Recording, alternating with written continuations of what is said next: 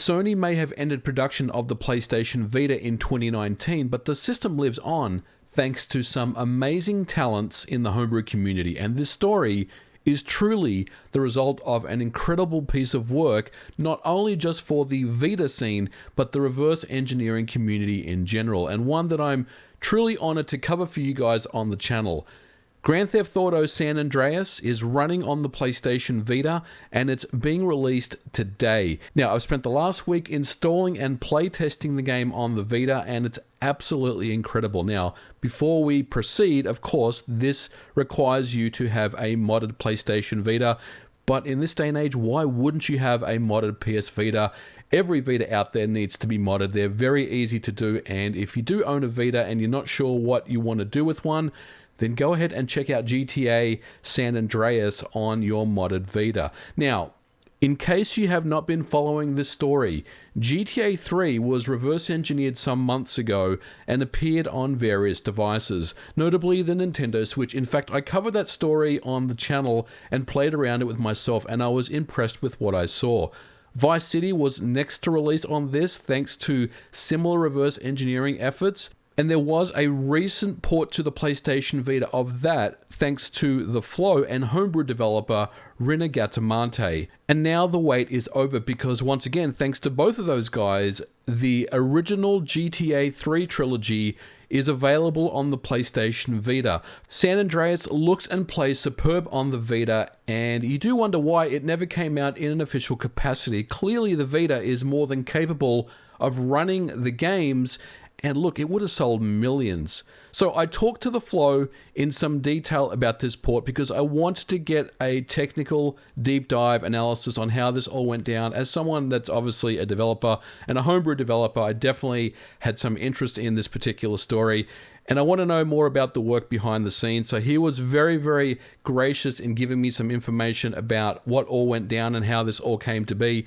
Now, the first two releases, both GTA 3 and Vice City, were reverse engineering efforts that were ported to the Vita by TheFlow and Rinnegatamante, but San Andreas is actually more complicated and runs quite different technically than GTA 3 and Vice City does. Now, there is a reverse engineering effort for San Andreas, but it's nowhere near finished, which means there's no way to utilize the same approach on the PlayStation Vita version. So what does this mean? Well, TheFlow decided to look at a couple of different options. The first option was to build a PS2 emulator to try run the PS2 version of the game, but that was quickly ruled out because, quite simply, the Vita isn't powerful enough hardware-wise. So he decided to take a look at the Android version of GTA 3 San Andreas that runs on phones and tablets and whatnot. Now, what's interesting about the Android version is that the architecture is ARM v7, which is also the same architecture that runs on the Vita. Now, after some discovery, TheFlow felt like it might be feasible to build a Android APK loader around the game and have it run natively on the Vita.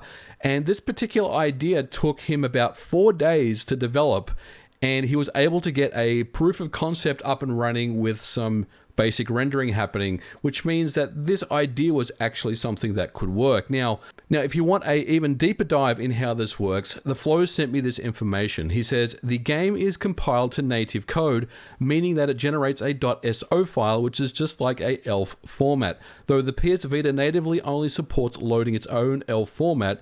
Therefore, a custom .so loader had to be written. The loader basically consists of loading the program, processing ELF relocations, and 3, resolving imports. Since Vita SDK has got newlibc, which is POSIX compatible, most functions can be resolved easily. Then we provided a fake native Java interface, which for example is used to initialize EGL or to fetch gamepad inputs. Finally, we applied certain patches to avoid crashes and basically made the game load successfully. For example, there are different incompatibilities such as different struct sizes for pthread.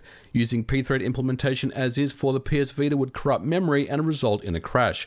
As such, those functions had to be hooked. Now, to render the game, Vita Gl was used. Now, Vita Gl is an open source OpenGL driver for the Vita that wraps the Vita's native GXM API. It began development in 2017 and nowadays is very well optimized and feature complete to handle things like pre-compiled shaders and other features. Rinnegatamante let me know that new code for Vita Gl was written from scratch and optimized parts of Vita Gl that would directly impact San Andreas' performance anywhere from 40% up to 300% depending on the situation.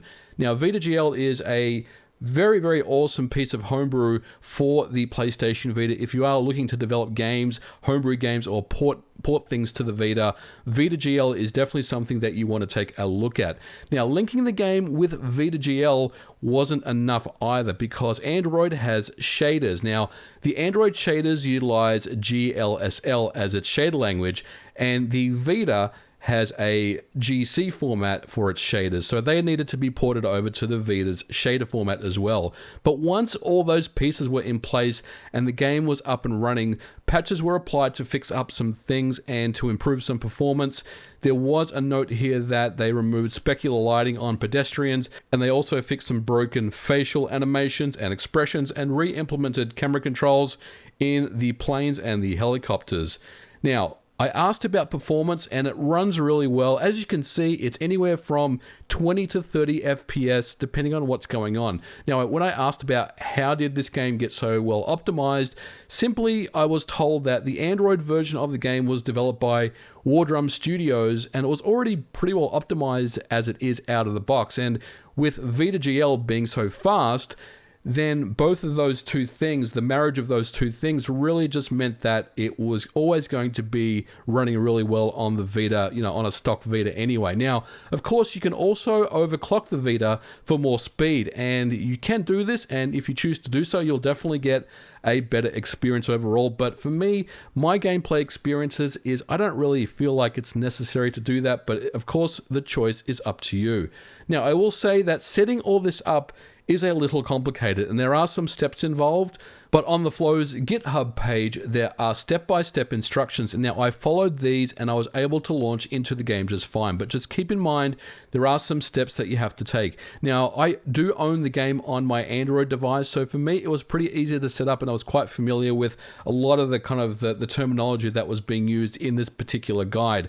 Now, one more thing that I want to mention before we kind of finish up, and that is I did talk to TheFlow about the Android APK loader for the Vita, and of course I had to ask, so what's next? We've got Grand Theft Auto San Andreas running via an APK loader, and there is a pretty good list of games running on the Android. TheFlow did let me know that while nothing is actively being ported right now, there is a list of games that they're looking at, including GTA Chinatown Wars, Bully, and Knights of the Old Republic. Now, I also want to be very clear, this doesn't mean that they are working on them or he's working on them, and it doesn't mean that you should bother him or Rinnegatamante about this stuff. There is still lots of work that needs to be done for these games to be brought over to the PlayStation Vita. There's a lot of work around shaders, there's reverse engineering work that continues. There is a lot that needs to happen, especially if some of the games exceed the memory requirements of the Vita itself.